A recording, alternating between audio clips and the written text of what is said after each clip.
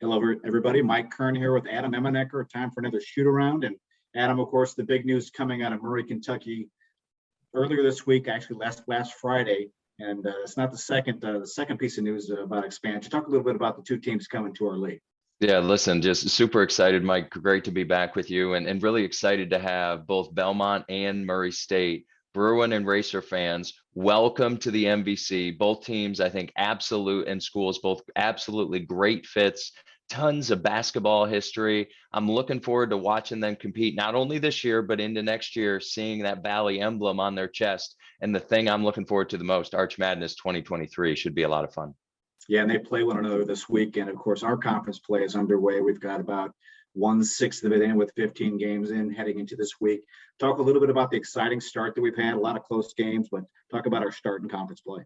Yeah, and honestly, Mike, a mildly underwhelming non-conference, right? Based on just the sky-high expectations more than anything else. And really wasn't sure as we started to get into December, Valley teams started going on a roll. And man, we've seen great basketball through the first couple of weeks of the season. 9 out of 15 games, 9 out of 15 games. So 60% of games so far have either been within 3 points or went to overtime. So you see great coaching in the league, great schemes, and the maturity of the players. Man, these guys really know each other well. They're battling and competing. It's been really fun watching league games so far.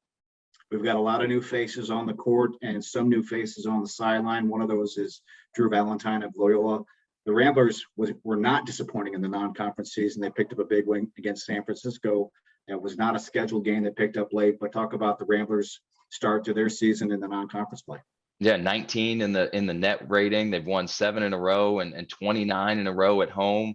Beat Arizona State, won at Vanderbilt. And you mentioned the San Francisco game. Man, that was fun. Just scheduling on a whim, going down and playing on a neutral site. It was really good to see. And how about losing Porter Mosher? You lose this guy, this Crutwig guy who was in the league for a couple of years that people have watched play. This group hasn't missed a beat. I mean, Coach Valentine, his shoe game's on point. The guy is doing a great job coaching as well. And the defense of Loyola has kept pace with what we've become accustomed to. Lucas Williamson has stepped up his game as well. He's scoring a little bit more. Defensive player of the year a year ago, of course, he's always great on that end, but big time 20 points down the stretch in their most recent game against Bradley when they were struggling at home. But Lucas Williamson and that senior leadership helps bail out that group. And Ryan Schwieger, I mean, this guy, 2-time Missouri Valley Player of the Week, coming in as a transfer. He's just seamlessly fit into that scheme. That group is fun to watch. They share it, they defend,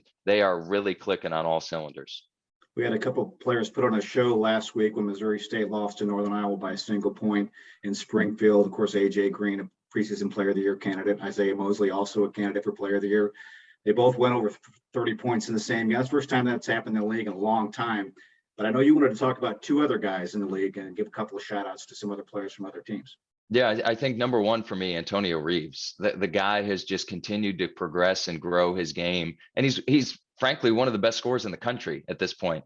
He's got the ball on a string. He's attacking downhill. He uses his size at 6'6", shooting 44% from 3, made the most threes in the conference, shooting at such a high clip. He's been over 29 times. He's been over 20 points 9 times so far this year, including 32 against Eastern Michigan.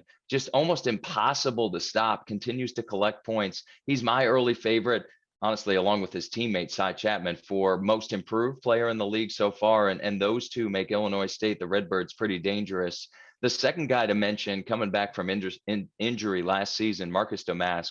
Man, he's one of my favorite players to watch. Love having him back healthy. And it's his versatility. How about a guy who's 5th in scoring? We know he can score, but now he's leading the conference in assists per game. So you got a guy who can post up, he can shoot the 3, he can attack off the bounce, and he's such a good facilitator that he runs the point of that offense for Coach Mullins.